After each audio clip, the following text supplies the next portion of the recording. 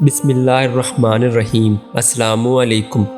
علم کا دل دادا یہ بادشاہ بہت علم رکھتا تھا، مختلف علوم میں بے پناہ دسترس رکھتا تھا، لیکن تاریخ میں اس کو پڑھا لکھا بے وقوف بادشاہ کے نام سے یاد کیا جاتا ہے۔ 27 سالہ دور حکومت میں چند ایسے فیصلے اس کی ناکامی کا سبب بنے۔ محمد تغلق غیر معمولی صلاحیتوں کا مالک تھا، ان کے باوجود اس کو زندگی بھر مختلف مہمات میں ناکامی کا منہ دیکھنا پڑا۔ مشہور سیاح ابن بطوطہ جو اس کے اقتدار کے دوران ہندوستان آیا، جو تاریخ دان اور سفر نامے لکھنے کا ماہر تھا، وہ لکھتا ہے کہ اس مخلص جواں ہمت بادشاہ کی ناکامی کے اسباب میں سب سے بڑا سبب اس میں متضاد خصلتوں کا اجتماع تھا۔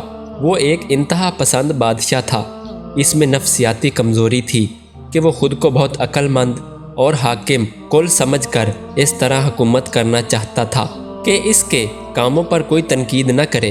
وہ اپنی ذاتی خواہش کی بنا پر منصوبے بنا کر ان کو مکمل کرنے کی کوشش کرتا، جن میں اس کے ذاتی نظریات اور جذبات پائے جاتے تھے، اور کسی سے مشورہ کرنا نہیں چاہتا تھا، جس کے لیے اس کو بہت نقصان اٹھانا پڑا۔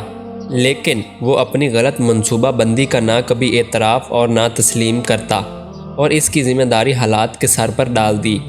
وہ عالم ہونے کے باوجود غیر مدبر تھا، اس لیے اس کو تاریخ میں عقل مند بے وقوف کے نام سے یاد کیا جاتا ہے۔ محمد تغلق نے فیصلہ کیا کہ دارالخلافہ دلی کے بجائے دیر نگر دولت آباد بنا دیا جائے، کیونکہ اتنی بڑی سلطنت کا نظام ہندوستان کے درمیان ہونا چاہیے، اور محمد تغلق کا مرکز بھی دولت آباد مقرر کیا گیا۔ تمام امراء کو حکم دیا کہ تمام اپنی بیوی بچوں سمیت نئے دارالخلافہ پہنچے۔